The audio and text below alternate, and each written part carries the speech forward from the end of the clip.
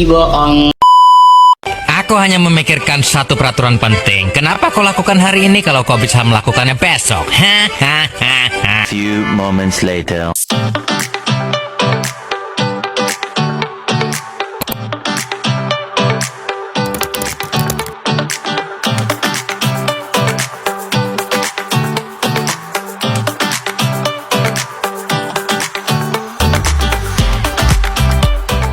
Halo guys, kami dari kelompok 5 akan menjelaskan jenis-jenis gulma di aliran air perumahan Bumi Indah.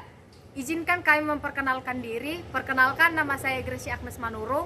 Saya Wita Lamria Boru Manurung. Saya Monika Lanse Sinaga. Saya Mona Gustusi Boro. Saya Merinda Sitanggang. Saya Lydia Pebiolis Pautar. Dan saya Normaina Magdalena Panjaitan, kami dari Universitas Maritim Raja Ali Haji, Fakultas Ilmu Kelautan dan Perikanan, Prodi Manajemen Sumber Daya Perairan. Selamat menyaksikan video kami. Hai semuanya, di sini saya akan menjelaskan pengertian dari gulma air. Gulma air merupakan tanaman yang tumbuh di perairan atau di sekitar lingkungan perairan yang dapat mengganggu ekosistem dan aktivitas manusia. Gulma ini sering kali tumbuh dengan cepat dan dapat menyerap nutrisi dari perairan, menyebabkan penurunan kualitas air dan mengganggu kehidupan organisme lainnya. Tahu nggak sih, gulma air memiliki dampak bahaya bagi perairan. Salah satunya adalah mengurangi kualitas air, di mana gulma air dapat menyebabkan penurunan kadar oksigen di dalam air yang berdampak buruk bagi ikan ataupun organisme akuatik lainnya.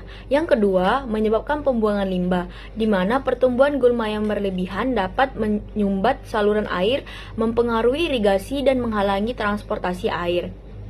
Yang ketiga, gulma air dapat mempengaruhi keanekaragaman hayati, di mana gulma ini dapat bersaing dengan spesies lokal dan mengurangi keanekaragaman hayati lainnya. Yang keempat, gangguan ekosistem.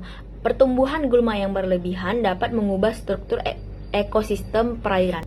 Kami melakukan survei di daerah perumahan Bumi Indah. Kami mendapatkan dua jenis gulma air yang ada di perumahan Bumi Indah. Yang pertama itu gulma pakis dengan nama latin Neprolepis bicerate. Yang kedua itu eceng gondok dengan nama latin Eichhornea thrasypes.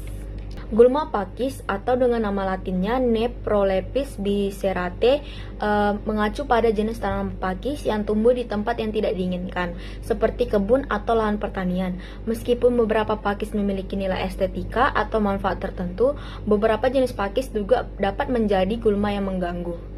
Yang kedua adalah eceng gondok dengan nama latin Eichhornea thrasypes, adalah tanaman air yang mengapung, berasal dari Amerika Selatan, terutama ditemukan di sungai, danau, atau area basah lainnya. Tanaman ini memiliki daun yang lebar berwarna hijau dan bunga ungu, serta dapat tumbuh dengan cepat menutupi permukaan air. Karakteristik aliran air di perumahan Bumi Indah ini tergolong sangat kotor atau tercemar dikarenakan aliran air tersebut dijadikan tempat pembuangan limbah domestik. Aliran air tersebut juga sebagai tempat pembuangan sisa makanan dari rumah makan atau kedai kopi yang ada di belakang gedung ini. Untuk aliran air ini mengalir langsung ke aliran air yang ada di Batu 10.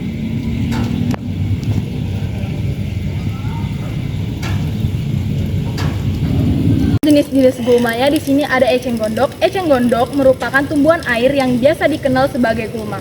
Tumbuhan ini banyak ditemukan di perairan tawar Indonesia yang menyerap nutrien dalam pertumbuhannya. Nah, selanjutnya itu ciri-ciri eceng gondok.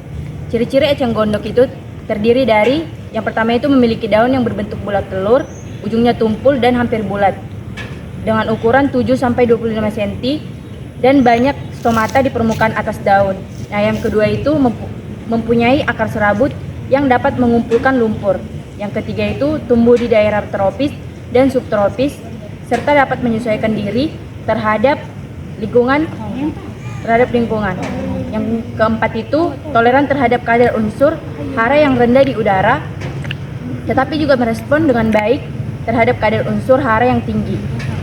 Nah, yang kelima itu dapat tumbuh di perairan yang dangkal dan berair keruh dengan suhu sekitar 28-30 Celcius dengan kondisi pH sekitar 4-12.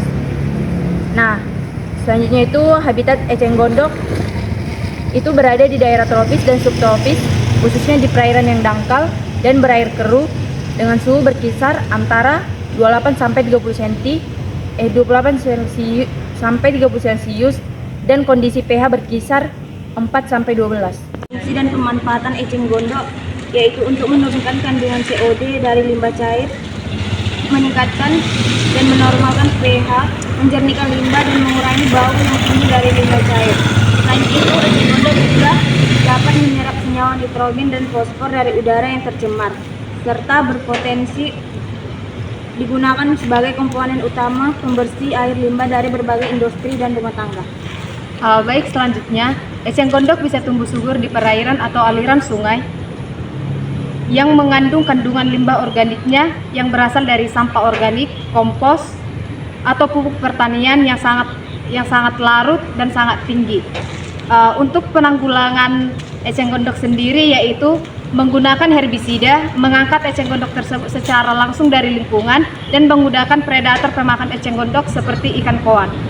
Selanjutnya, jenis gulma yang kedua yaitu gulma pakis atau Nephrolepis biserata. Nephrolepis biserata merupakan salah satu gulma pakis yang memiliki nilai manfaat sebagai tanaman penutup tanah. Nah, ciri-ciri dari gulma tersebut yaitu mempunyai akar serabut menjalar, batang lurus berwarna coklat kehitaman, daun berwarna hijau, helaian daun berbentuk lancet dan sering melengkung sampai menggantung ke bawah. Mempunyai anak daun dengan bentuk yang sederhana, dengan tepi yang rata, ujung tumpul berhadapan dan memiliki panjang kurang dari 4 cm. Dan urut daunnya itu sejajar. Nah, sorus berwarna coklat kehitaman yang berada di tengah daun mendekati anak tulang daun. Jenis Pteridophyta ini juga merupakan epifit pada berbagai jenis tanaman. Untuk habitat jenis gulma Nephrolepis biserata ini banyak tumbuh mendominasi di area gambut adalah jenis gulma paku-pakuan. Jenis ini biasanya berkembang biak dengan spora, bertegak-tegak atau menjalar dan pertumbuhannya sangat cepat. Struktur vegetasi lahan gambut biasanya didominasi oleh tumbuhan paku Nephrolepis biserata. Cara penanggulangannya yaitu untuk mengatasi masalah gulma pada Nephrolepis biserata ini dilakukan tindakan pengendalian dengan menggunakan herbisida berbahan dasar kimia. Menurut Wibowo dan Najib 2007, meskipun secara umum herbisida memiliki dampak negatif, penggunaan herbisida dapat menjadi alternatif pilihan karena daya basminya yang efektif terhadap berbagai jenis gulma yang dapat merugikan tanaman pokok. Nah, jenis bahan aktif herbisida yang digunakan adalah isopropil amina gilfosat, amonium glufosinat, dan dimetil amonium dengan konsentrasi larutan terdiri atas 1,0%, 1,3%, dan 1,6%. Yaitu manfaatnya adalah Nephrolepis biserata merupakan salah satu gulma pakis yang memiliki nilai manfaat sebagai tanaman penutup tanah.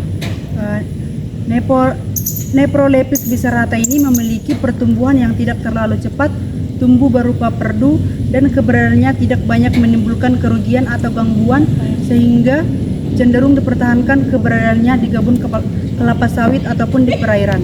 Berdasarkan faktor-faktor tersebut, beberapa kebun swasta telah menggunakan Nephrolepis biserata sebagai tanaman penutup tanah. Demikian video penjelasan dari kelompok 5, semoga bermanfaat. Bye-bye! Oke teman-teman, terima kasih sudah menonton videonya.